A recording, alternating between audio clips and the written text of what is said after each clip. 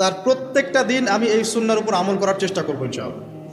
যদি পারি না পারি সেটা পরের ব্যাপার, আগে নিয়াত থাকবে আমি আমার জীবনের শেষ দিন পর্যন্ত এভাবেই এই পদ্ধতিতে আমল করে যাওয়ার চেষ্টা করব ইনশাআল্লাহ তাআলা। শুরুটা করতে হবে এখান থেকে যে আজকে এশার নামাজ যখন হয়ে যাবে, এশার নামাজ এখানে হয় হয়তোবা 9টায় বা 9:15, প্রত্যেকটা মসজিদে এভাবেই হচ্ছে, 9টায় হোক আর 9:15তেই হোক আমরা এশার নামাজ জামাতে পড়ার চেষ্টা করবো ইনশাআল্লাহ তাআলা। জামাতে নামাজ পড়ার পরে বাসায় গিয়ে খাওয়া দাওয়া করেই ঘুমিয়ে পড়তে হবে। আজকে থেকে আমাদের ট্রেনিং শুরু, কিভাবে আমি আমার জীবনের পুরো বিষয়টাকে ইবাদত হিসেবে কাটাবো, এটা ট্রেনিং শুরু হবে এখান থেকে, এশার নামাজের পর থেকে। এই জায়গায় যদি আমরা ভুল করি, বা এই বিষয়টা শক্ত করে আঁকড়ে ধরতে ব্যর্থ হই, তাহলে বাকি সব কাজগুলো ভেস্তে যাবে। এটা ভালো করে মাথায় নেন। প্রথম কাজ কি? এশার নামাজের পরে কি করবেন? ঘুমিয়ে যাবেন। এখন এশার নামাজের পরে যদি খাবার খান, তারপরে কিছুক্ষণ পড়াশোনা করে হাঁটাহাঁটি করে ঘুমাবেন, কারণ খাবার খাওয়ার সাথে সাথেই বিছানায় যাওয়া উচিত নয়। আর যদি এশার নামাজের আগেই রাতের খাবার খেতে পারেন তাহলে সবচেয়ে বেশি ভালো। এইটাই সুন্নাহসম্মত, এশার নামাজের আগেই রাতের খাবার খেয়ে ফেলা, মাগরিব থেকে এশার মধ্যেই রাতের খাবার খেয়ে ফেলা, তারপরে মসজিদে এসে নামাজ পড়ে বাসায় গিয়ে ঘুমানো, এটা সবচেয়ে বেস্ট। এখন ঘুমানোর আগে কি করবেন? ঘুমানোর আগে আপনি প্রথমত পড়বেন আয়াতুল কুরসি। আয়াতুল কুরসি কোনটা? আল্লাহু লা ইলাহা ইল্লা হুয়াল হাইয়ুল কাইয়্যুম লা তাখুযুহু সিনাতুন ওয়া লা নাওম, এখান থেকে লাহু মা ফিস সামাওয়াতি ওয়া মা ফিল আরদি মান যাল্লাযী ইয়াশফাউ ইনদাহু ইল্লা বিইذনিহি ইয়ালামু মা বাইনা আইদিহিম ওয়া মা খালফাহুম ওয়া লা ইউহিতুনা বিশাইইন মিন ইলমিহি ইল্লা বিমা শা ওয়াসি'a কুরসিয়ুহুস সামাওয়াতি ওয়াল আরদ ওয়া লা ইয়াউযুহু হিফযুহুমা ওয়া হুয়াল আলিয়্যুল আযীম। সূরা বাকারার আয়াত নাম্বার 255, সূরা বাকারার আয়াত নাম্বার 255 হচ্ছে আয়াতুল কুরসি। ঘুমানোর আগে আয়াতুল কুরসি পড়বেন বিছানায় গিয়ে। তারপরে সূরা বাকারার শেষের 3টা আয়াত পড়বেন। সূরা বাকারার শেষের 3টা আয়াত, লিল্লাহি মা ফিস সামাওয়াতি ওয়া মা ফিল আরদ, এখান থেকে শুরু করে ফানসুরনা আলাল কওমিল কাফিরিন পর্যন্ত এই শেষের 3টা আয়াত অবশ্যই পড়বেন। ঘুমানোর আগে যে ব্যক্তি আয়াতুল কুরসি পড়বে, আল্লাহর পক্ষ থেকে একজন ফেরেশতা তার কাছে থাকবে সারা রাত। এই ফেরেশতা ওই ব্যক্তিকে পাহারা দেবে ইনশাআল্লাহ। কোনো বিপদ আপদ তাকে স্পর্শ করবে না ইনশাআল্লাহ তাআলা। রাতের বেলা অনেক বিপদ হতে পারে, চুরি হতে পারে, ডাকাতি হতে পারে, তারপরে আপনার দুষ্ট জিন শয়তান উৎপাত করতে পারে, এছাড়া আপনার জাদুবিদ্যার কাজ হয় রাত্রেবেলা, মানুষ এগুলো করতে পারে, কুফরি কালাম করতে পারে, ক্ষতিকর প্রাণী আপনাকে কামড় দিতে পারে, অনেক কিছু হতে পারে। আপনি তো ঘুমের মধ্যে আছেন, আপনি জানেন না কি হচ্ছে। অতএব আয়াতুল কুরসি পড়বেন, ইনশাআল্লাহ আল্লাহ পাক আপনাকে হেফাজত করবে ইনশাআল্লাহ। আর সূরা বাকারার শেষের 3টা আয়াত কেন পড়বেন? কারণ নবী সাল্লাল্লাহু আলাইহি ওয়াসাল্লাম বলেছেন, রাতের বেলা সূরা বাকারার 3টা আয়াত যে ব্যক্তি পড়বে, সারা রাত যদি আপনি নফল নামাজ পড়তেন যে নেকি হতো, এই 3 আয়াত পড়ার মাধ্যমে সেই নেকি হয়ে যাবে ইনশাআল্লাহ। ঠিক আছে? সারা রাত ধরে নফল নামাজ পড়া কি কষ্টকর না? এটা সবচেয়ে সহজ হচ্ছে আপনার সূরা বাকারার শেষের 3টা আয়াত পড়বেন, ঘুমিয়ে যাবেন ইনশাআল্লাহ। সারা রাতের নেকি আপনার আমলনামায় লেখা হবে। এগুলো শুধু বললেই হবে না আর শুনলেই হবে না, আমল করতে হবে কবে থেকে? ইনশাআল্লাহ আজকে থেকে। আল্লাহ পাক সবাইকে আমল করার তৌফিক দান করুন, আমিন। এরপর কি করবেন? এরপর 3 কুল পড়বেন। কয় কুল? 3 কুল। কোনটাকে 3 কুল বলে? বিসমিল্লাহির রহমানির রহিম, কুল হুয়াল্লাহু আহাদ এটা একটা, কুল আউযু বিরাব্বিল ফালাক এটা একটা, কুল আউযু বিরাব্বিন নাস এটা একটা। এই 3টা সূরা কার মুখস্থ নাই? এমন কেউ কি আছে যে এই 3টা সূরা মুখস্থ নাই? আছে? যদি থাকে তার গলায় দড়ি দেওয়া উচিত। যদি এমন কেউ থেকে থাকে মুসলিম সমাজে যার এই 3 কুল মুখস্থ নাই, তার গলায় দড়ি দেওয়া উচিত লজ্জায়। আত্মহত্যা করতে উৎসাহিত করছি না, ওই যে পরীক্ষার রেজাল্ট খারাপ হলে আত্মহত্যা করে না, দেখেন না? তারও আগে তো তোমার লটকানো উচিত ছিল এই জন্য যে তুমি 3 কুলই পড়তে পারো না। মুসলিম সমাজে বড় হয়ে মুসলিম পরিবারে জন্মগ্রহণ করে 3 কুল যে পড়তে পারে না, তার কি দরকার আছে বেঁচে থাকার? কোন মুখ নিয়ে আল্লাহর সামনে দাঁড়াবেন? কোন মুখ নিয়ে নবী সাল্লাল্লাহু আলাইহি ওয়াসাল্লামের সামনে যাবে? ইয়া রাসূলুল্লাহ, আপনার উপরে পুরো 30 পারা কোরআন নাযিল হয়েছিল, আমি 3 কুলই মুখস্থ করতে পারি নাই, আমার জন্য সুপারিশ করেন। এই কথা কোন মুখ নিয়ে বলতে যাবে? তবে কোরআন একটা কিতাব, আলহামদুলিল্লাহ। একজন হিরোইন খোরও দেখবেন সূরা ফাতিহা পড়তে পারে, তাই না? একজন হিরোইন খোরকেও দেখবেন সূরা ফাতিহা বলতে পারে। কোরআনের মুজিজা, সবার মনের মধ্যে আল্লাহ পাক কোরআন ঢুকিয়ে দিবেন। তবে চেষ্টা থাকতে হবে না, চেষ্টা করতে হবে। বাচ্চাদেরকে শেখান, বাচ্চাদেরকে লাড়া লাপ্পা না শিখিয়ে বাচ্চাদেরকে ভালো কিছু শেখান। নাহলে এইসব সন্তানরা, এইসব যুবক যুবতীরা বড় হয়ে যে ফিল্ম স্টারদের পিছনে দৌড়াবে, পর্ন স্টারদের পিছনে দৌড়াবে। বিদেশ থেকে কোনো মেয়ে যদি বাংলাদেশে আসে নাচতে, এদেরকে দেখতে টিকিট কাটতে যাবে 12,000 15,000 টাকা দিয়ে। সুসন্তান মানুষ করে যান, কুলাঙ্গার প্রজন্ম জন্ম দিয়ে কি দরকার? এর চেয়ে বাচ্চা নেওয়ারই দরকার নাই। যদি বাচ্চা কাচ্চা এভাবেই মানুষ করবেন তাহলে নেওয়ারই দরকার নাই ভাই। বন্ধা থাকেন, বিয়েই করার দরকার নেই আপনার। বাচ্চা তো মানুষ করতে পারছেন না। আল্লাহ পাক আমাদেরকে বোঝার তৌফিক দেন। 3 কুল পড়ে ঘুমাবেন। 3 কুলের মধ্যে একটা সূরা ইখলাস, একটা সূরা ফালাক, একটা সূরা নাস। কি হবে এটা পড়লে? নবী সাল্লাল্লাহু আলাইহি ওয়াসাল্লাম বলছেন দৃশ্য বা অদৃশ্য, মানে যা দেখা যায় যা দেখা যায় না, এই দৃশ্য অদৃশ্যের জগতের কোনো ক্ষতি তাকে স্পর্শ করবে না। প্রোটেকশন, আল্লাহর পক্ষ থেকে প্রোটেকশন। আর এটা যখন রাতে পড়বেন তখন এভাবে পড়বেন, একবার সূরা ইখলাস কুল হুয়াল্লাহু আহাদ, তারপর সূরা ফালাক কুল আউযু বিরাব্বিল ফালাক, তারপর সূরা নাস কুল আউযু বিরাব্বিন নাস পড়ে 2 হাত একত্রিত করে ফু দিবেন, দিয়ে মাথা থেকে নিয়ে এভাবে পুরো মাথা থেকে নিয়ে পুরো বডি এভাবে মাসাহ করবেন এভাবে। ঠিক আছে? এটা 3 বার পড়বেন, একবার না। একবার পড়বেন আরেকবার 3 বার। এরপরে পড়বেন সূরা কাফিরুন। কোন সূরা? কুল ইয়া আইয়ুহাল কাফিরুন লা আ'বুদু মা তা'বুদুন। এই সূরাটা পড়বেন লাকুম দীনুকুম ওয়ালিয়া দীন পর্যন্ত। কি হবে? আল্লাহর রাসূল সাল্লাল্লাহু আলাইহি ওয়াসাল্লাম বলছেন যে রাতের বেলা ঘুমানোর আগে কেউ যদি সূরা কাফিরুন তেলাওয়াত করে ঘুমিয়ে যায়, আল্লাহ পাক ওই ব্যক্তিকে শিরকের পাপ থেকে মুক্ত রাখবে ইনশাআল্লাহ। আমি অনেক লেকচারে বলেছি, আবার বলছি যে যত মানুষ জাহান্নামে যাবে, হাজারে যে 999 জন মানুষই জাহান্নামে যাবে, তাদের আমলনামার মূল পাপটা হচ্ছে শিরক। কথা বুঝতে পারছেন? এই যে হাজারে যে পুরো 99% মানুষ জাহান্নামে যাচ্ছে, এটা তো হাদিস। তার মধ্যে যারা জাহান্নামে যাবে তাদের আমলনামায় সবচেয়ে কমন যে পাপটা থাকবে সেটা হলো কি? শিরকের পাপ। কারণ শিরক ছাড়া আল্লাহ পাক যে কোনো পাপ তওবা করলেই যাকে ইচ্ছা মাফ করে দিতে পারেন। শিরকরত অবস্থায় কোনো মানুষ যদি মারা যায় তাহলে সে ব্যক্তি জাহান্নামে যাবে, এটাই চূড়ান্ত, ইল্লা মাশাআল্লাহ। তো সূরা কাফিরুন যদি আপনি তেলাওয়াত করেন, আল্লাহ পাক আপনাকে শিরক থেকে বাঁচাবেন। শিরক সম্পর্কে বিস্তারিত জানার জন্য আপনি পড়েন কিতাবুত তাওহীদ। কোন বই? কিতাবুত তাওহীদ। এই বইটাকে পড়েন, দেখবেন এখানে শিরকের সমস্ত বিষয়গুলো লেখা আছে। কোন কোন কাজ করলে শিরক হয়, কোন কোন কথা বললে শিরক হয়, কি চিন্তা করলে শিরক হয়। মনে রাখেন, এই যুগে সবচেয়ে বেশি যে পাপে মানুষ ডুবে আছে এটা হলো শিরকের পাপ। শুধু শিরক নিয়ে আমি আলাদা লেকচার দিব ইনশাআল্লাহ, কারণ এখন শিরকের আলোচনা শুরু করলে আর প্রোডাক্টিভ মুসলিম আলোচনা করতে পারবো। এটা এত ডিটেলস একটা সাবজেক্ট। মনে রাখবেন, শিরক চিন্তায় হয়, কথায় হয় এবং কাজে হয়। এই 3 শ্রেণীর শিরকের বিস্তারিত বিবরণ দেওয়া আছে কিতাবুত তাওহীদ নামের একটা বই, বাজারে কিনতে পাওয়া যায়, পড়ে দেখবেন। আর কি?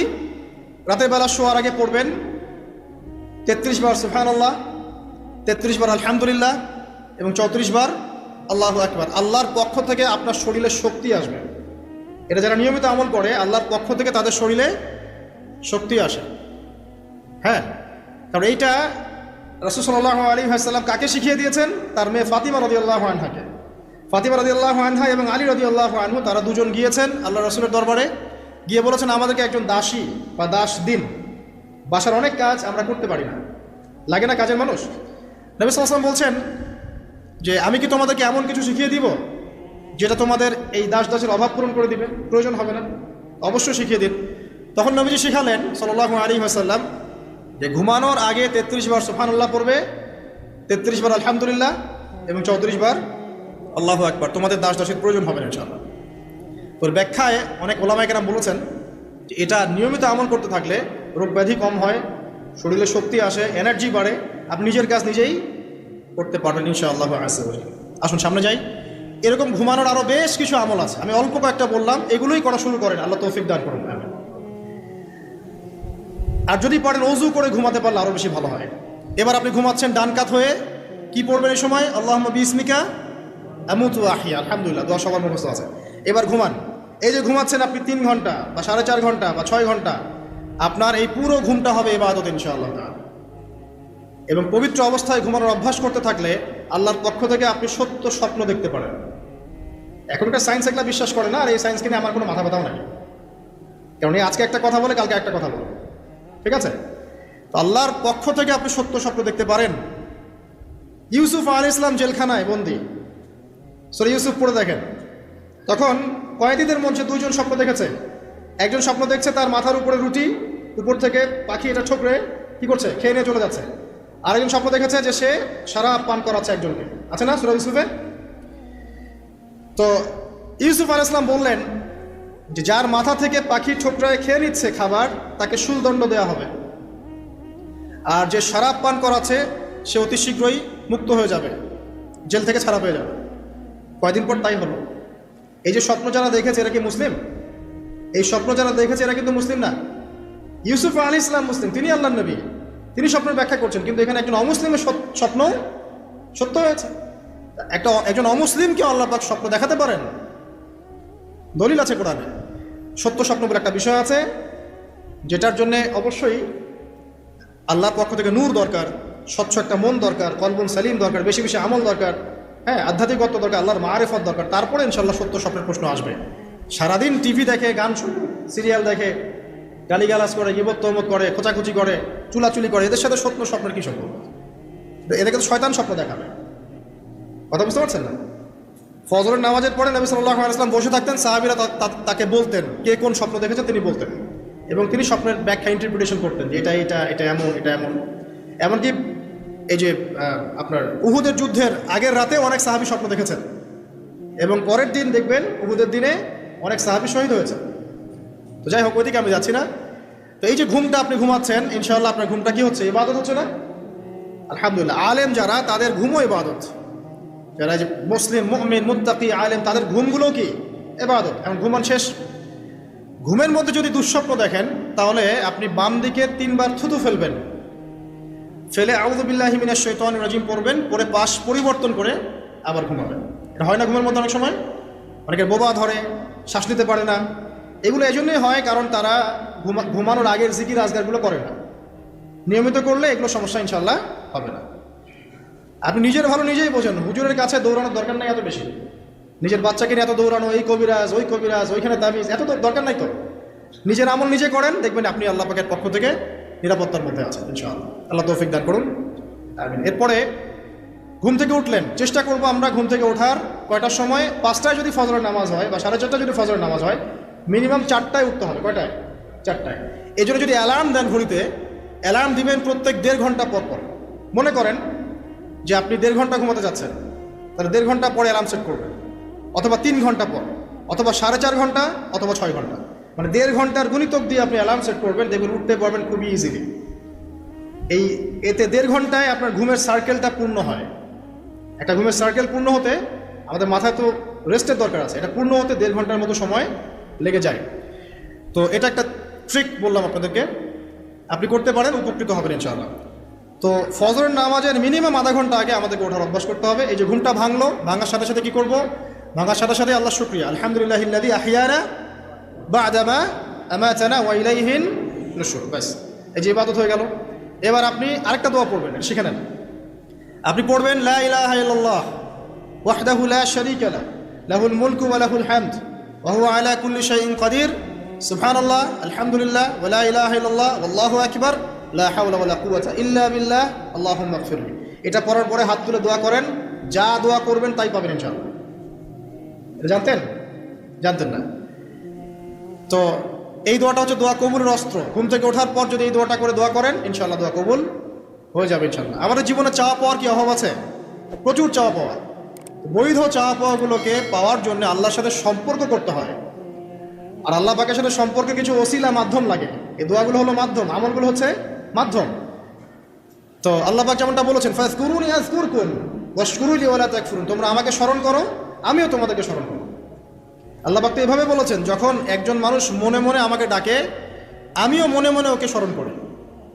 মনে করেন আপনি মনে মনে আল্লাহকে বলছেন, আল্লাহ আমি অসুস্থ, আমাকে শেফা দাও, বা আমার রিজিকের টেনশন আছে, আমার রিজিকের টেনশন দূর করে দাও, আল্লাহ আমাকে হেফাজত করো, আল্লাহ আমাকে দিনের জ্ঞান দাও, তোমার আনুগত্য করার তৌফিক দাও। এই যে মনে মনে আপনি আল্লাহকে ডাকছেন, নিঃসন্দেহে ওই মুহূর্তে আল্লাহ পাক আপনাকে স্মরণ করছেন। 7 আসমান ভেদ করে আরশের উপর থেকে আল্লাহ পাক আপনাকে স্মরণ করছেন। আল্লাহ পাক বলছেন, যখন একজন মানুষ জনসমক্ষে আল্লাহকে স্মরণ করে, যেমন আমরা এখন করছি, জনসমক্ষে সবার সামনে আল্লাহর কথা আলোচনা করছি, আল্লাহ পাক বলছেন আমিও তখন এর চেয়ে অনেক উত্তম জনসমাবেশে ওই বান্দাদের কথা স্মরণ করি। আল্লাহ পাক আমাদের কথা স্মরণ করছেন, আমাদের কোনো ফিলিংস আছে?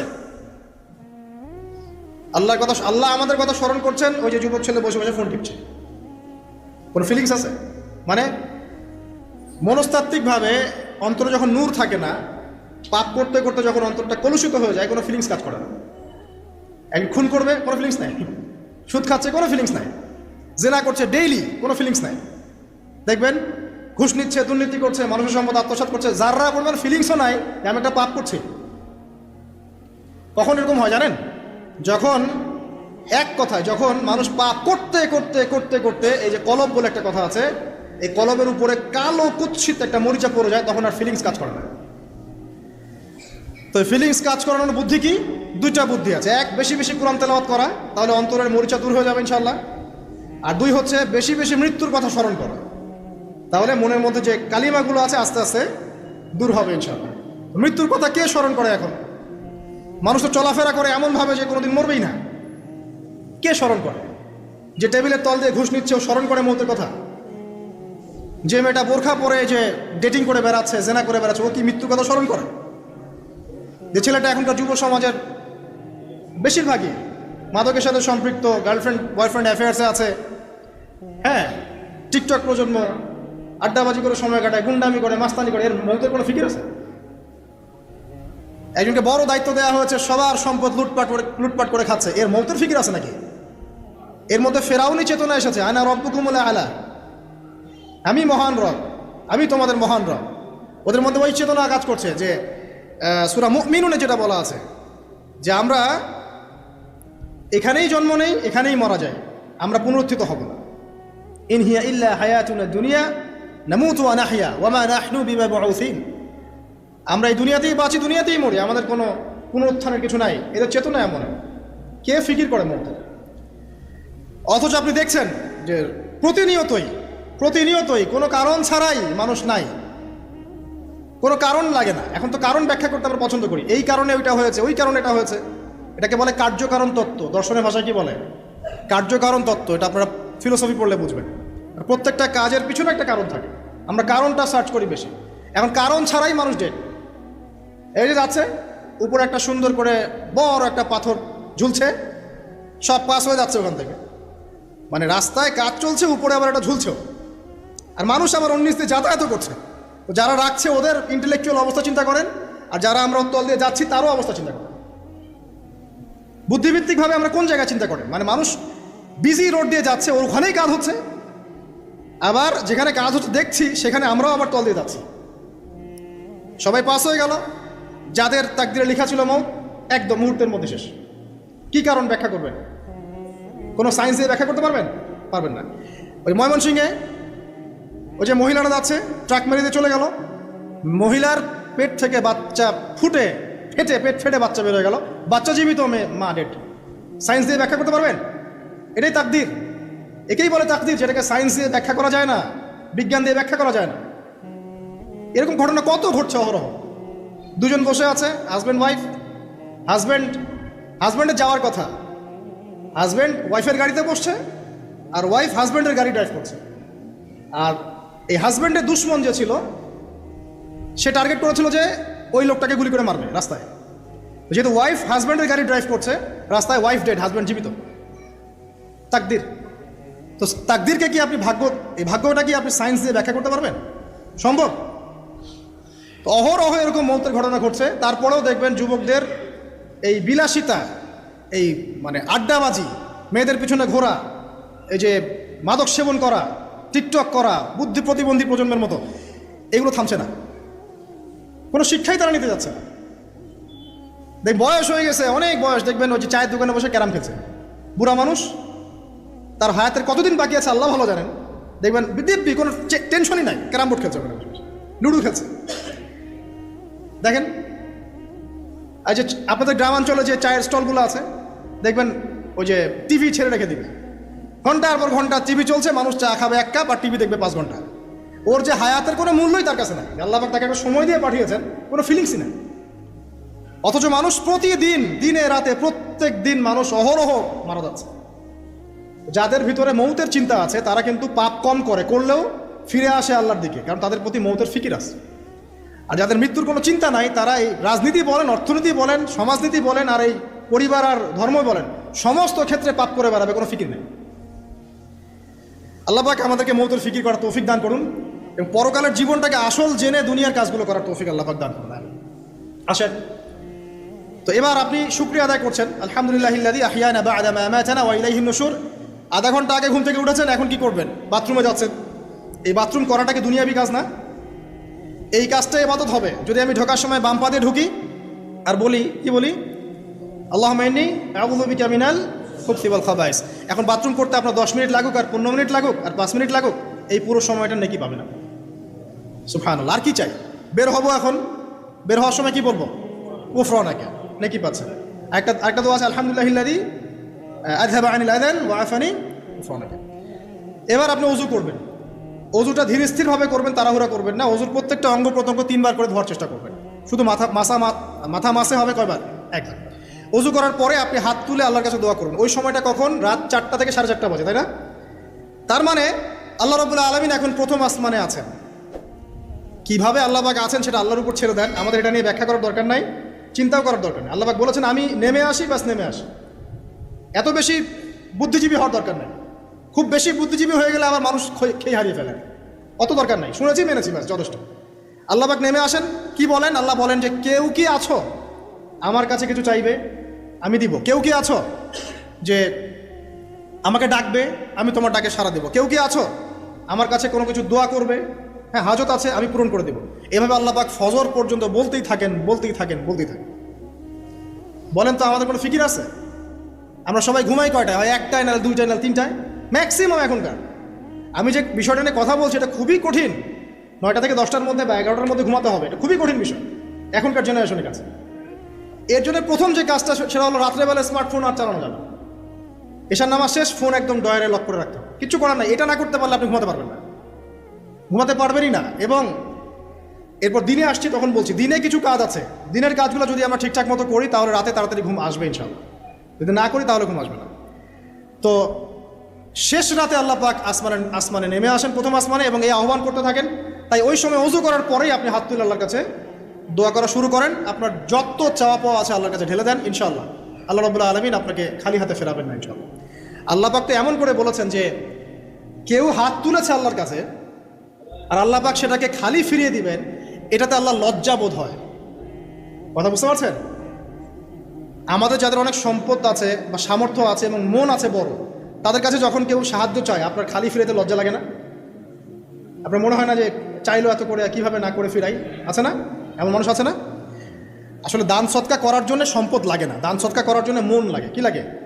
মন লাগে। দেখবেন অনেক কোটিয়াল আছে মানুষ, দান সৎকা করতে পারে না, জাকাতই তো দেয় না, দান সৎকা করবে কি? বাংলাদেশে যত কোটিপতিগুলো আছে সবার থেকে জাকাত নেওয়া শুরু করলে এদেশে কোনো দারিদ্রতা বলে কিছু থাকবে না ইনশাআল্লাহ, থাকবেই না। এটাই বাস্তব। কে উদ্ধার করবে সেই টাকা? ইমাম মাহাদি আসলে করবেন ইনশাআল্লাহ, ঈসা ইবনে মারিয়াম আসলে করবেন ইনশাআল্লাহ। তখন কে জাকাত না দিয়ে পার পায় তাই দেখা যাবে। একটা ব্যক্তি পাওয়া যাবে না জাকাত না দিয়ে পার পায়। অবশ্য তখন এমন একটা যুগ আসবে যে মানুষ জাকাতের টাকা নিয়ে ঘুরবে, কিন্তু নেওয়ার মতো মানুষ নাই, সবাই সচ্ছল। আল্লাহ পাক সেই সুদিন ফিরায় আনুক, আমিন। যেটা বলছিলাম যে সৎকা করার জন্য মন লাগে, আপনার টাকা লাগে না। এখন আসেন, কেউ যদি আমাদের কাছে এভাবে চায় আমরা খালি ফিরাতে লজ্জাবোধ করি।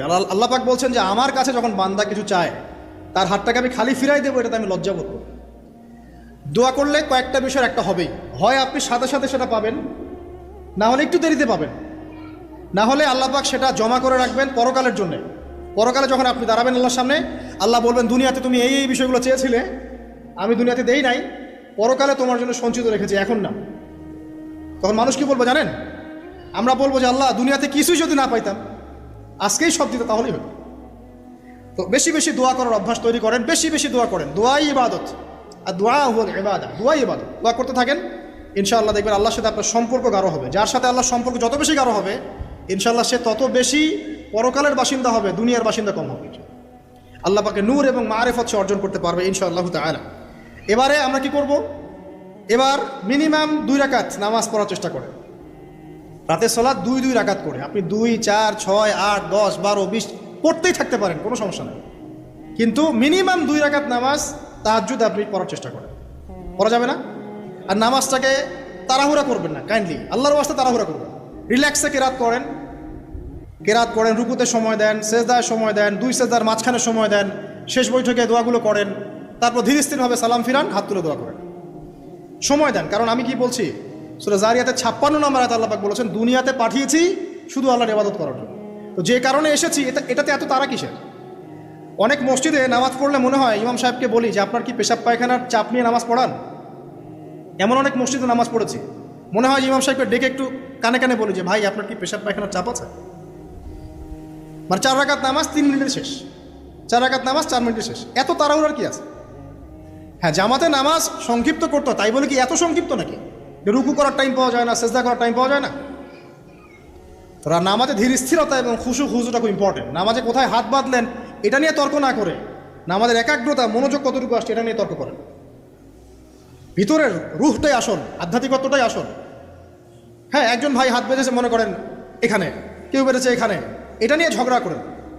দেখেন নামাজে কতটুকু ফোকাস, মনোযোগ কতটুকু থাকছে, কতটুকু নামাজে আপনি দোয়া করতে শিখছেন, সেজদায় আল্লাহকে পাইতে শিখছেন।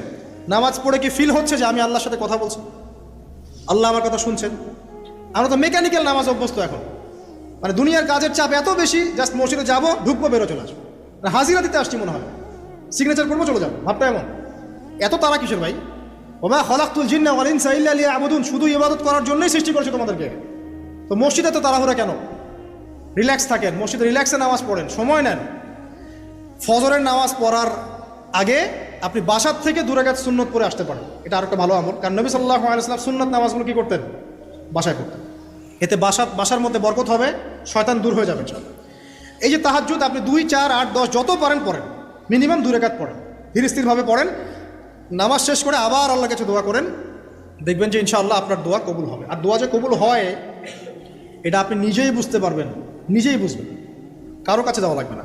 এবার ফজরের সালাতের সময় হয়ে গেল, আজান হচ্ছে, আজানের জবাব দিব, দিয়ে ব্যাস হেঁটে হেঁটে মসজিদ, প্রত্যেক পদক্ষেপ হেঁটে যাব আর দোয়া করব। কি দোয়া করব? যে আল্লাহ আমাকে নূর দান করুন। কি দান করুন?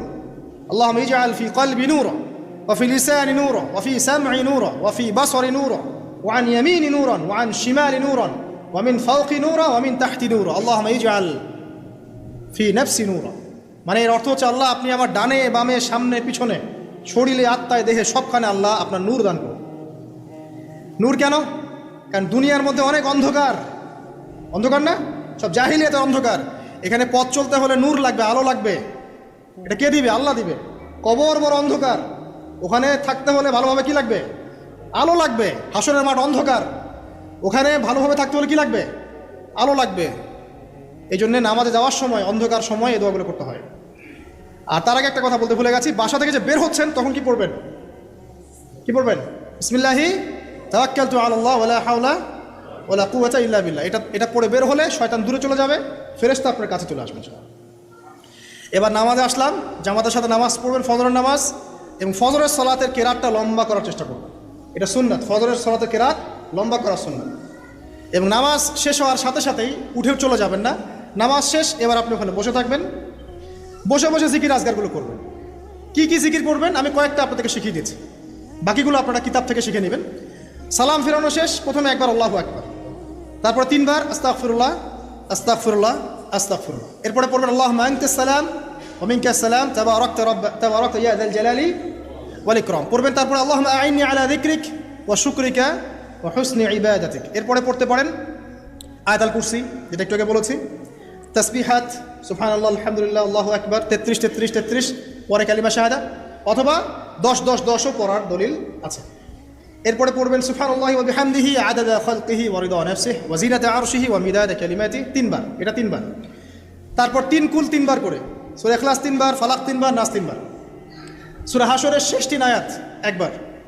এরপরে পড়বেন সাইয়্যিদুল ইস্তিগফার, মানে সমস্ত ইস্তিগফারের শ্রেষ্ঠ ইস্তিগফার। এটা কোনটা?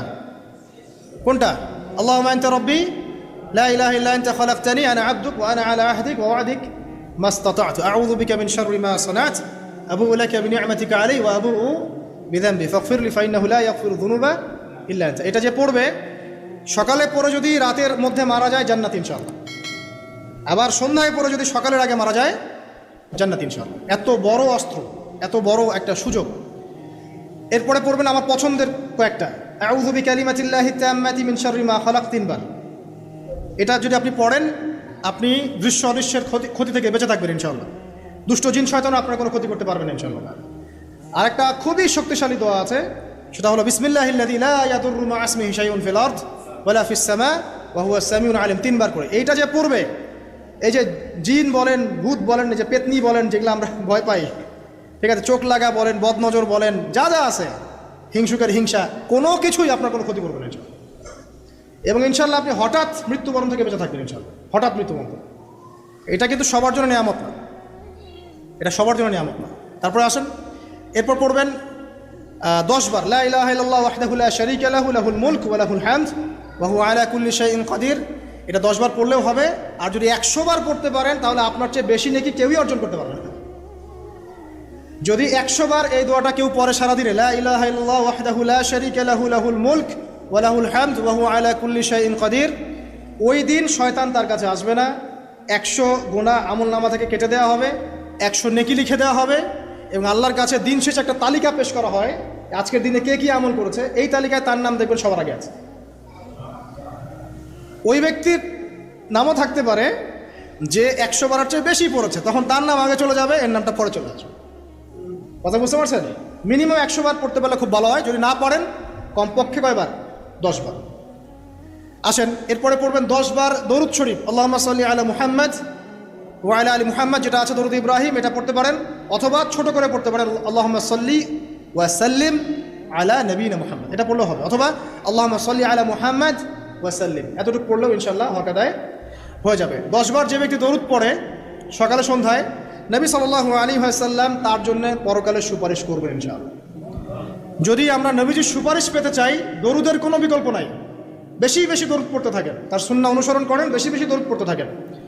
মিনিমাম সকালে 10 বার, সন্ধ্যায় 10 বার, ইনশাআল্লাহ আল্লাহ নবী সুপারিশ করবেন ইনশাআল্লাহ তাআলা। আরেকটা আছে রাদিতু বিল্লাহি রাব্বান ওয়া বিল ইসলামি দীনান ওয়া বি মুহাম্মাদিন সাল্লাল্লাহু আলাইহি ওয়াসাল্লাম নবিয়্যা। এর একটা বড় ফজিলত আছে। কি ফজিলত? যে ব্যক্তি এই দোয়াটা সকাল সন্ধ্যা 3 বার করে পড়ে, কিয়ামতের মাঠে আল্লাহ পাকের উপর হক হয়ে যাবে, ওয়াজিব হয়ে যাবে, আল্লাহ ওই ব্যক্তিকে সন্তুষ্ট করে দিবেন ইনশাআল্লাহ। সন্তুষ্ট করে দিবেন মানে কি? ইনশাআল্লাহ সে জান্নাতে যাবে। আরেকটা আছে, এটা বলে শেষ করি, হাসবি আল্লাহু লা ইলাহা ইল্লাহু আলাইহি তাওয়াক্কালতু ওয়া হুয়া রাব্বুল আরশিল আযীম। এটা পড়তে হবে 7 বার। কয়বার? 7 বার। তাহলে কি হবে? আপনার দুনিয়া আখিরাতের যে চাওয়া পাওয়াগুলো আছে, এর জন্য আল্লাহ পাকই আপনার জন্য যথেষ্ট হয়ে যাবে ইনশাআল্লাহ, কাউকে লাগবে না। এইগুলা ফরজ নামাজ, মানে ফজরের নামাজ জামাতে পড়ার পরে বসে বসে এইগুলো করতে থাকবেন। যদি দোয়া আগে করা হয়, নামাজে মোনাজাত যেটা হচ্ছে আমাদের সমাজে, এটা যদি আগে করে ফেলা হয়, তাহলে দোয়ার পরে বসে থাকবেন, বসে বসে এগুলো পড়তে থাকবেন। যদি পড়েন, ইশরাকের নামাজটা পড়ে মসজিদ থেকে বের হতে পারে। ইশরাকের নামাজ মানে ফজরের সূর্য উঠে যাওয়ার পরে 2 রাকাত নফল পড়ে যে ব্যক্তি যাবে বাসায়, মানে প্রথমে ফজরের নামাজ জামাতে পড়েছে, জিকির আজকার করেছে, ইশরাকের সময় হয়েছে, নামাজ পড়ে বের হলো, এই ব্যক্তির আমল নামায় একটা কবুল হজের নেকি দেওয়া হবে, একটা কবুল উমরার নেকি দেওয়া হবে ইনশাআল্লাহ। এগুলো খুবই সহজে আমল করা যায়। এরপরে আপনি বাসায় ফিরে গিয়ে বা মসজিদেই কোরআন তেলাওয়াত করবেন।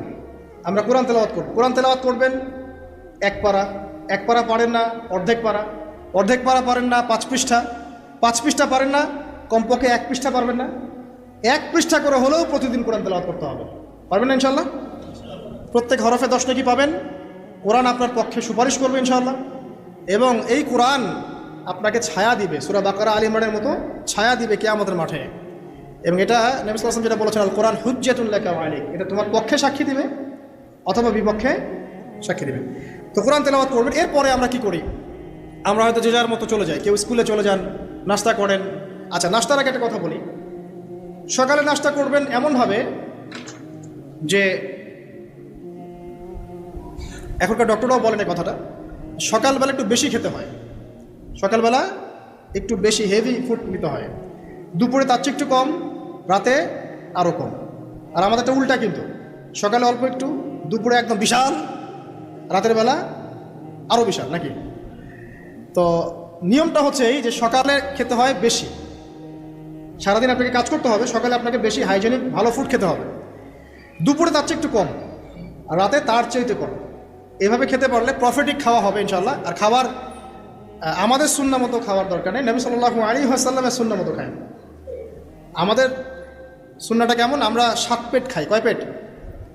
7 পেট। যদি পেটের মধ্যে কিছু জায়গা ফাঁকা থাকে সেটাও কিছু মিষ্টি দিয়ে ঢুকায় সাবার করে ভর্তি করতে হবে। এটা চ্যালেঞ্জ, পেটটা ভর্তি করতে হবে।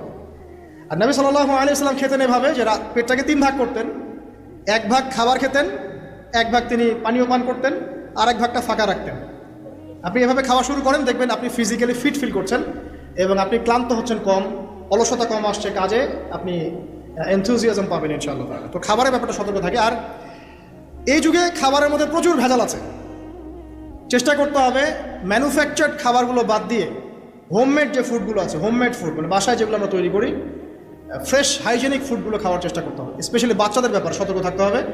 বাচ্চাদেরকে, তরুণদেরকে এমন কোনো খাবার খাওয়া যাবে না যে খাবারটা খেলে আপনি অসুস্থ হয়ে যান, আপনার স্ট্যামিনা কমে যায়, আপনি ফিজিক্যালি দুর্বল হয়ে পড়েন। এটা খুব খেয়াল রাখবেন।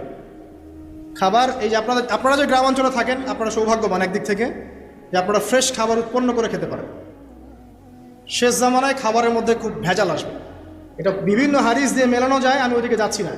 কনক্লুশন বললাম, শেষ জামানায় খাবারের প্রচুর ভেজাল আসবে। তো এই ভেজালগুলো থেকে দূরে থাকতে হলে আমাদেরকে হাইজেনিক ফুডের দিকে ফোকাস করতে হবে এবং প্রোডাক্ট খাবার উৎপন্ন করে খেতে পারলে খুব বেশি ভালো হয়। না পারলে রুট লেভেল থেকে খাবার নিয়ে আসতে হবে। আর অ্যাটলিস্ট ম্যানুফ্যাকচার যে খাবারগুলো বাজারে ঘোরাফেরা করে এগুলো অ্যাভয়েড করতে হবে। দেখতে অনেক মুখরোচক লাগতে পারে, স্বাদ অনেক মজা হতে পারে, কিন্তু এগুলো শরীরের জন্য অনেক ক্ষতিকর। এতে করে আমাদের যুব সমাজ আস্তে আস্তে কিন্তু দুর্বল হয়ে যাচ্ছে। এখনকার যুব সমাজকে দেখে তাকায় দেখেন, আমাদের বাপ-দাদাদেরকে তাকায় দেখেন, যারা এখানে বয়স্ক মুরব্বী আছে, দেখেন একজন মুরব্বীর সাথে এখনকার যুবকের কুস্তি লাগান, পাঞ্জা লাগান, বা ওই যে একটা রিংয়ের মধ্যে ঢুকায় বক্সিং ম্যাচ দেন, একটা দেখেন, দেখেন কে পারে। আমি নিশ্চিত ওই চাচাই পারবে। আমরা নিজেরাই তো এর প্রমাণ। আমাদের বাপ দাদাদের বয়সী যারা আছেন তারা এখনও দিব্যি মাঠে কাজ করে, দেখবেন 4 ঘন্টা 5 ঘন্টা 8 ঘন্টা রিক্সা চালাচ্ছে, ভ্যান চালাচ্ছে, কৃষি কাজ করছে, কত পরিশ্রম করছে। আর আমাদের যুব সমাজে তাকায় দেখেন না, আপনি একটু চেহারাগুলো দেখেন না, চেহারাগুলো তাকায় দেখেন, চাপাগুলো বসে গেছে গাঁজা খেতে খেতে, হিরোইন খেতে খেতে দেখবেন চাপাগুলো বসে গেছে একদম, চোখগুলো ঢুকে গেছে একদম মাদক খেতে খেতে। হ্যাঁ, হস্তমৈথুন করতে করতে শরীর রোগা, চলতে পারে না। কথা শুনতে খারাপ লাগছে না? বাস্তব, এগুলোই বাস্তব এখন। হ্যাঁ, ঘুম নাই, সারা রাত জাগ না, ওই যে ফজরের পর ঘুমায়, আর রাতে ওই যে বিকাল 4টায় ওঠে, দেখবেন শরীরটার দিকে তাকায় দেখেন, চলতে পারে, এনার্জি নাই।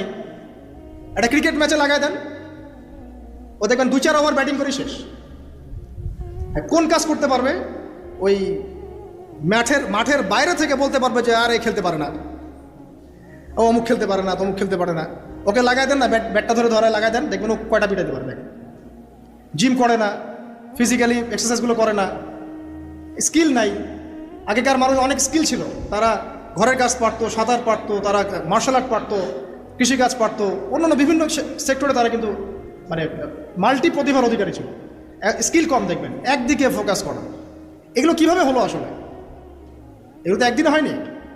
সারাদিন দেখবেন ফোনে, আর ওই মেয়ের পিছনে, আর কফি শপে, অথবা মিউজিক্যাল কোনো ইনস্ট্রুমেন্ট নিয়ে বসে আছে, অথবা এর মাঝে যদি কেউ মন্দের ভালো থেকে থাকে সে দেখবেন টিকটক করছে।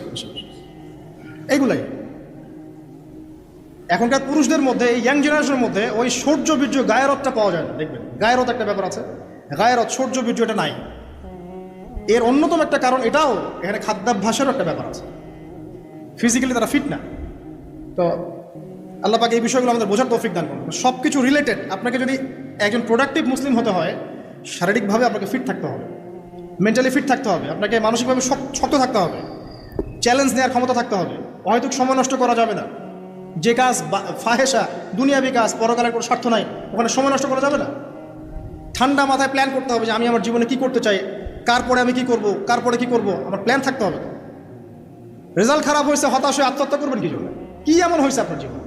একটা মেয়ে ছেড়ে চলে গেছে, এই জন্য বিষ খাবেন কেন? কি হয়েছে? একটা মেয়ে তো ছেড়ে চলে গেছে, মেয়ের অভাব নাকি? বোরখা পরা মেয়েরাও তো এখন কিস করে, দেখেন বোরখা পরা মেয়েগুলো দেখেন রাস্তাঘাটে ওই যে নায়কের হাত ধরে চুমু খাচ্ছে। অনলাইনে দেখে আসলাম একটু। ওই যে বলছিলাম যে সব বোরখা পরা মেয়ের মধ্যেই আপনার ইয়া থাকে না, দিনদারিতা থাকে না। সব বোরখা পরা মেয়ের মধ্যেই কিন্তু দিনদারিতা থাকে না। তো বোরখা থেকে পাগল হওয়ার দরকার নেই এত। এবং সে বলছে আমার জীবন সার্থক। মানে একজন গায়রে মাহরাম ব্যক্তিকে, ফিল্ম স্টার একজন গায়রে মাহরাম ব্যক্তি, তাকে সে হাত ধরে চুমু খেয়ে বলছে তার জীবন সার্থক। তাহলে কোন প্রজন্ম লালন করে কবরে যাচ্ছে ওরা চিন্তা করেন একটু এখন? আশ্চর্য একটা বিষয়। আর এগুলো আমরা প্রমোট করছি অনলাইনের মধ্য দিয়ে, যে কোনো অনলাইনে দেখবেন এটা চলছে রাতারাতি, মানে এগুলো উস্কানো হচ্ছে আমাদেরকে। শোনেন, আমাদেরকে এগুলো এইসব পাপের মধ্যে এমনভাবে নিয়ে আসা হচ্ছে যে মনে হচ্ছে এগুলো স্বাভাবিক। এক সময় একটা মেয়ে যদি রেপ হতো, মানুষের মাথা ব্যথা শুরু হয়ে যেত, অফিস আদালত এবং কোর্ট কাছারি করে একাকার করে ফেলতাম। এখন রেপ হতে হতে হতে হতে মনে হয় এটা স্বাভাবিক। আগে একটা মানুষ মদ পান করলে তার মধ্যে একটা ফিলিংস থাকতো আমি খারাপ কাজ করছি। এখন এই মদকে প্রমোট করতে করতে মদটাকে এত ইজি করে ফেলা হচ্ছে, মনে হচ্ছে এটা স্বাভাবিক বিষয়। মানুষ খুন করাটা, আগে একটা মানুষকে খুন করলে মানুষ মনে হতো যেটা এটা বিশাল পাপ, একটা সমাজের মানুষ ওর দিকে খারাপ চোখে তাকায় থাকতো। আর খুন হতে হতে হতে মানুষ মিডিয়াটাকে প্রমোট করছে, করতে করতে এটা নর্মাল। এই পাপগুলোকে নর্মাল করে ফেলার ট্রেন্ডটা মিডিয়ার মধ্যে দিয়ে করা হয়েছে, স্বাভাবিকভাবে নেওয়া হচ্ছে সব কিছু। গার্লফ্রেন্ড বয়ফ্রেন্ড অ্যাফেয়ার্সকে আগে মানুষ লুকায় লুকায় করতো, চিঠি দিলেও লুকায় লুকায়, যেটা কেউ জানতে না পারে। এখন ওপেন রাস্তায় সব, মানে এটা নর্মাল করে ফেলা হচ্ছে। আরও যে কী হবে সামনে আল্লাহ ভালো জানেন। সুবহানাল্লাহ, যারা বড় বড় শহরগুলোতে থাকি তাদের তো মানে দিন শুরু হয় আল্লাহ নাফরমানি দিয়ে, আর রাত আসে মানুষের গজব দিয়ে, মানুষের অভিশাপ দিয়ে। মেয়েরা আগে যদি বেপর্দায় চলতো লজ্জা করতো, একটা লজ্জাবোধ ছিল, যে একটা লজ্জা লাগতো যে না আমি খারাপভাবে চলছি, মানুষ আমাকে দেখছে কেমন লাগছে। এখন দেখবেন ও গেঞ্জি পরে হাঁটছে, কোনো ফিলিংসই নাই, স্বাভাবিক। নর্মাল করে ফেলা হচ্ছে এগুলো সব কিছু। ছোট ছোট মেয়েগুলোকে রেপ করা হচ্ছে, ছোট ছোট বাচ্চা মেয়ে, দেখবেন কয়দিন পরে এটাও স্বাভাবিক হয়ে যাবে। প্রতারণা, আগে মানুষ প্রতারণা করলে মানুষ মনে করতো যে আমাকে মানুষ প্রতারক মনে করতে পারে, একটা চক্ষু লজ্জা কাজ করতো। এখন সেই চক্ষু লজ্জা নাই, নর্মাল। ঘুষ নেওয়াটাকে মানুষ মনে করতো আগে যে কেউ জানতে পারলে হয়তো সমস্যা, মানে নর্মাল, এখন নিতেই পারে, ঘুষটা হবে না তোমার জব। করাপশনে মানুষ গেলে মানুষ ভয় করতো যদি যদি জেনে যায় আমার চাকরি থাকবে না। এখন নর্মাল, ও বড় করাপ্টেড, তার চেয়ে ছোটোটা আরেকটু কম, তার চেয়ে ছোটো আরেকটু কম, একটা চক্র সব কিছু, এভরিবডি ইনভলভ এগুলোর মধ্যে, টপ টু বটম সবাই ইনভলভ। এরকম সিচুয়েশনে আমরা কিভাবে দিন নিয়ে পালন করবো যদি শক্ত না হই? সব চলে যাচ্ছে আজ থেকে, সব চলে যাচ্ছে। একটা সময় ছিল একজন মুসলিম ব্যক্তিকে অন্যায়ভাবে মেরে ফেলবে, একজন মুসলিম নারীকে অন্যায়ভাবে রেপ করবে, মানুষ চিন্তাই করতে পারত। একজন মুসলিম নারীর সম্ভ্রম বাঁচানোর জন্যে এই ভারতবর্ষে সশস্ত্র যুদ্ধ হয়েছে বিন কাসিমের নেতৃত্বে, একটা মেয়ের ইজ্জত বাঁচানোর ইস্যুকে কেন্দ্র করে। এখন লক্ষ লক্ষ মুসলিম মেয়ের ইজ্জত নষ্ট করা হচ্ছে, কারো কোনো ফিলিংস নাই, স্বাভাবিক। একটা রাষ্ট্রদূতকে হত্যা করেছিল তাবুক যুদ্ধের সময়, নবী সাল্লাল্লাহু আলাইহি ওয়াসাল্লাম 30,000 সৈন্য নিয়ে ধাওয়া করেছিলেন। এত বড় সাহস, আমার রাষ্ট্রদূতকে হত্যা করো? এখন সারা বিশ্বে লক্ষ লক্ষ মুসলিম হত্যা করা হয়েছে, কারো কোনো ফিলিংস নাই। মানে আমি বুঝাতে যাচ্ছি আপনাদেরকে, সব কিছুকে নর্মাল করে ফেলা হয়েছে। কয়দিন পর দেখবেন ছেলে ছেলে নর্মালি বিয়ে করে ফেলবে। দেখেন এখন একটু চক্ষু লজ্জায় কাজ করে যে আমি সমকামী, মানুষ কি মনে করবে? আস্তে আস্তে দেখবেন এমন সময় আসবে ও মনে করবে যে নর্মাল। সব কিছুকে এই মিডিয়ার মধ্যে দিয়ে নর্মাল করা হচ্ছে।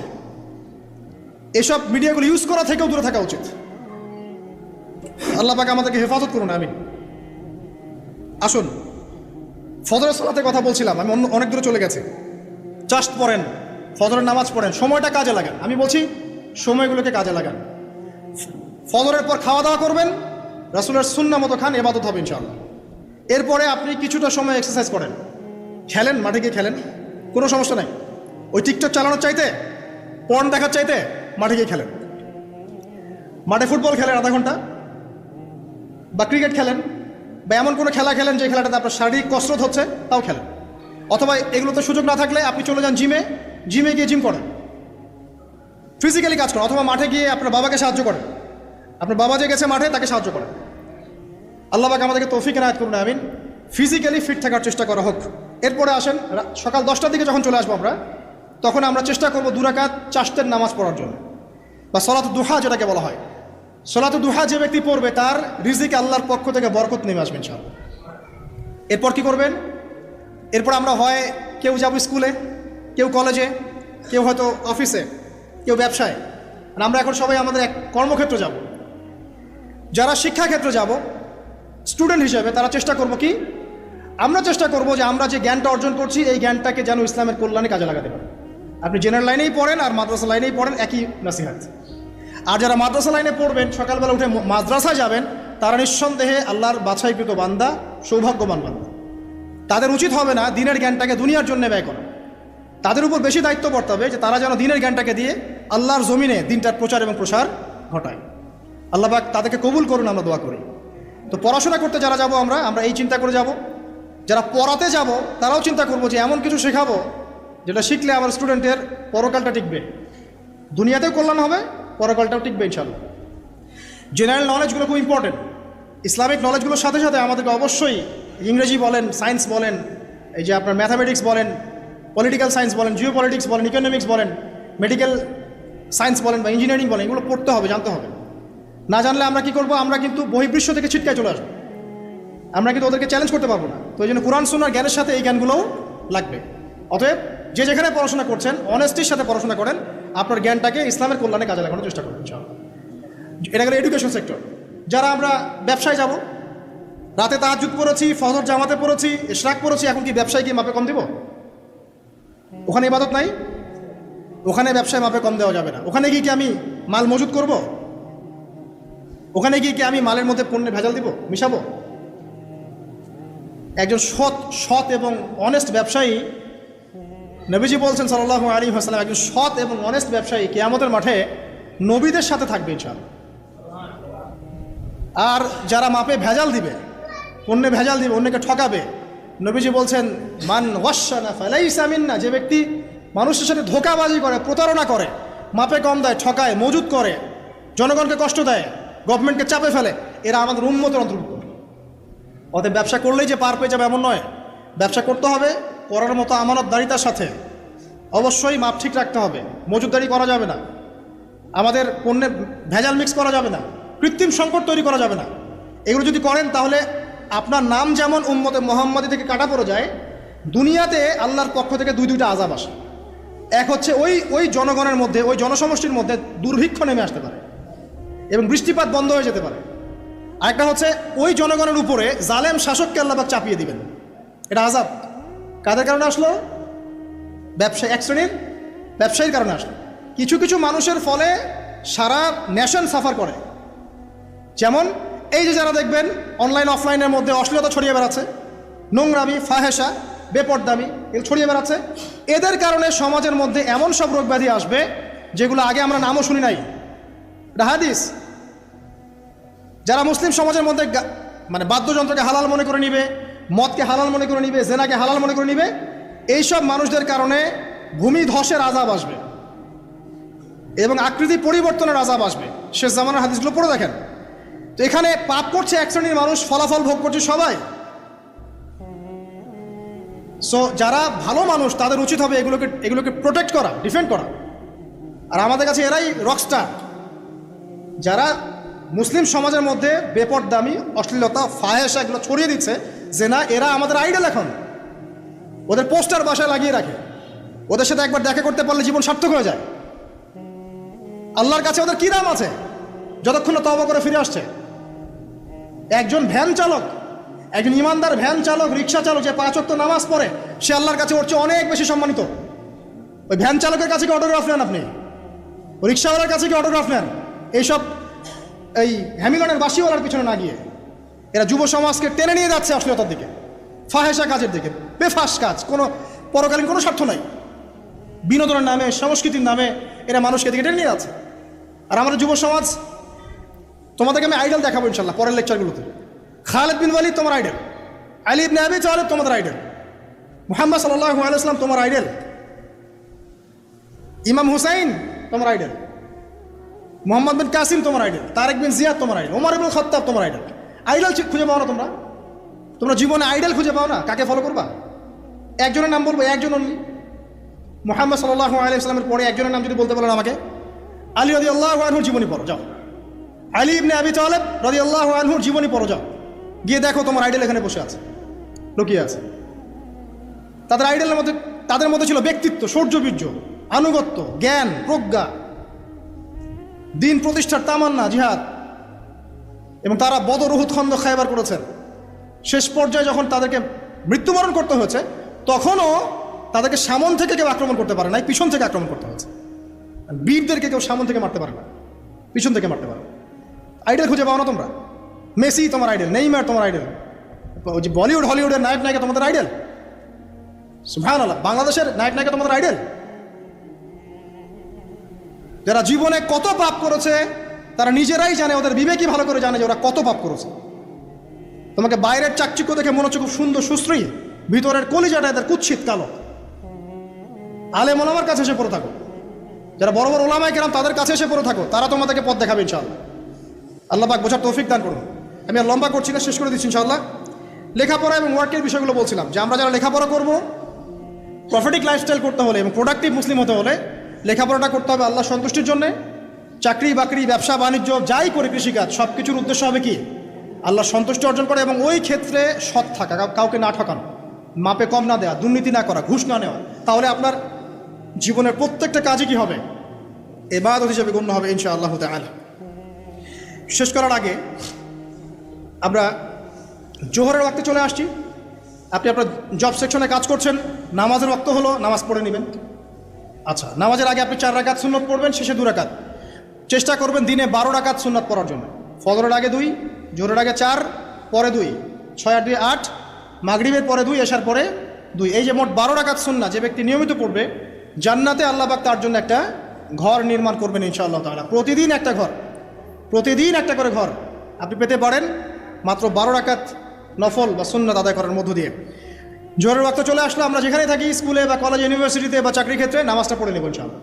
এরপর আবার কাজে যান, কাজ করেন, লাঞ্চ করেন, খাওয়া দাওয়া করেন। আবার খাওয়ার সুন্নাহ ভুলে যায় না, 7 পেট না, 1 পেট খাওয়ার, 1 পেট পানি, 1 পেট ফাঁকা, এবং হাইজেনিক ফুড, ম্যানুফ্যাকচার্ড না। তারপরে যান, রেস্ট করেন, কাইলুলা যেটাকে বলে, 1 থেকে 1.5 ঘন্টা রেস্ট করেন, ঘুমান। তারপরে আপনি বিকাল সময়টা আবার আসরের নামাজ পড়েন, আপনার কর্মক্ষেত্রে কাজগুলো সারেন। সন্ধ্যায় আপনি আবার বাসায় ফিরে আসবেন। এই সন্ধ্যায় বাসায় ফিরে আসবেন, ফিরে আসার পরে মাগরিবের সালাত পড়লেন জামাতে। পড়ার পরে বিকেল টাইমটা, মাগরিবের আগে বিকেল টাইমটা আপনি ঘুরতে যান, পরিবারকে সময় দেন, বাচ্চাদেরকে সময় দেন, একটু দিনী ভাইদের সাথে বসেন।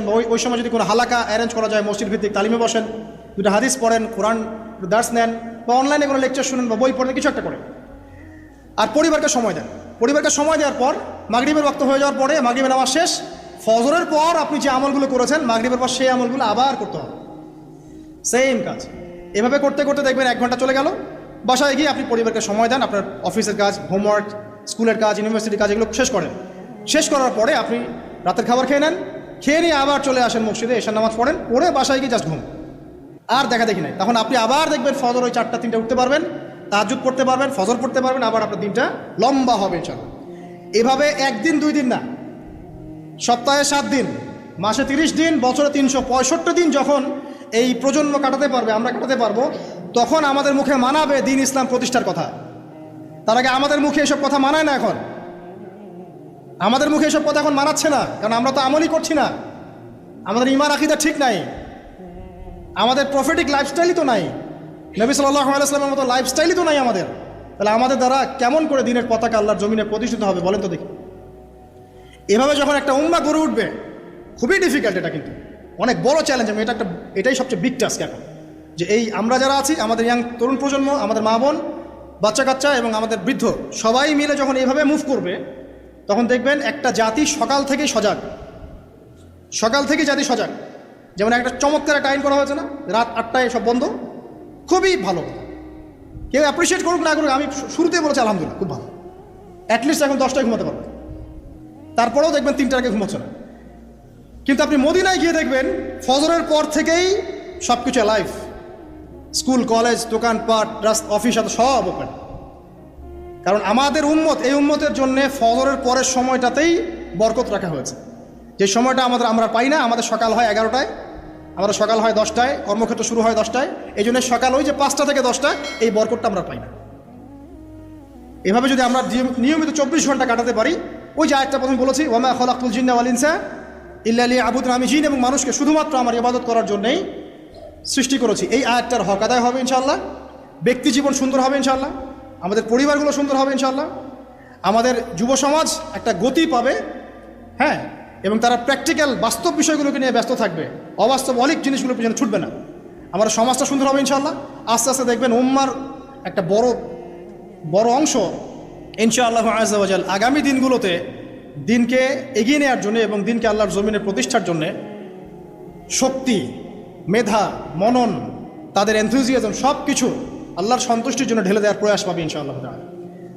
তার আগ পর্যন্ত আসলে এগুলো শুধুমাত্র তাত্ত্বিক কথাবার্তা বলে লাভ নাই, প্র্যাকটিক্যালি যখন আমরা এগুলো করতে পারবো ইনশাআল্লাহ তাআলা, তখন দেখবেন সবার মধ্যে একটা ইমানের চেতনা জাগবে, ইমানি চেতনা জাগবে, আমল করার স্পৃহা বাড়বে, ঐক্য বাড়বে, কমিউনিটি বাড়বে, এবং আমাদের হৃদ্যতা বাড়বে, অ্যাক্টিভিটিস বাড়বে, হায়াতেও বরকত হবে, রিজিকেও বরকত হবে, দুনিয়া আখিরাত ইনশাআল্লাহ ভালো হবে। এবং দেখবেন অ্যাজ এ নেশন আমরা সবাই ভালো করবো ইনশাআল্লাহ তাআলা। বিশ্বের বুকে আমরা মাথা তুলে সত্যিকার অর্থেই দাঁড়াতে পারবো ইনশাআল্লাহ তাআলা। আল্লাহ পাক আমাদের সবাইকে তৌফিক ইনায়াত করুন, আমিন। আজকে আমি আর লম্বা করছি না। আকুলু কওলি হাযা আস্তাগফিরুল্লাহ লি ওয়া লাকুম ওয়া লিসাইরিল মুসলিমিন। বারাকাল্লাহু লানা ওয়া লাকুম বিল আয়াতিল হাকীম ইন্নাহু তাআলা জাওয়াদুন কারীম রাউফুর রহিম। আমরা আজকে যে আলোচনা শুনলাম, আল্লাহ পাক সবার আগে আমাকে আমল করার তৌফিক দান করুন, অতঃপর আপনাদের সবাইকে আমল করার তৌফিক দান করুন, আমিন। যারা এই লেকচার শুনবেন তাদের সবাইকে আল্লাহ রাব্বুল আলামিন 24 ঘন্টার এই প্রফেটিক লাইফস্টাইল এবং প্রোডাক্টিভ মুসলিম হিসেবে নিজেকে প্রতিষ্ঠা করার তৌফিক আল্লাহ পাক সবাইকে এনায়েত করুন, আমিন। আল্লাহ পাক আমাদের তরুণ প্রজন্মকে কবুল করুন, তাদেরকে অশ্লীলতার পথ থেকে, ফাহেসা কাজকর্মের পথ থেকে, বিভ্রান্তের মতো জীবনের উদ্দেশ্যহীন একটা প্রজন্ম হয়ে যাওয়ার পথ থেকে আল্লাহ পাক হেফাজত করে আল্লাহ রাব্বুল আলামিনের তাওহীদ, তার দাসত্ব, তার ইবাদত, তার আনুগত্যের দিকে নিয়ে আসুন, আমিন। মুহাম্মদ সাল্লাল্লাহু আলাইহি ওয়াসাল্লামের যোগ্য উম্মাহ হিসেবে কবুল করুন, আমিন। আমাদের মা বোনদেরকে আল্লাহ পাক খাস পর্দা, সত্যিকার অর্থের পর্দা করার তৌফিক দান করুন। আল্লাহ রাব্বুল আলামিন আমাদের বাচ্চা কাচ্চা যারা আছে এদেরকে মুসলিমের মতো মুসলিম হিসেবে মানুষ করার তৌফিক দান করুন। আমাদের উম্মার মধ্যে আল্লাহ পাক ঐক্য দান করুন।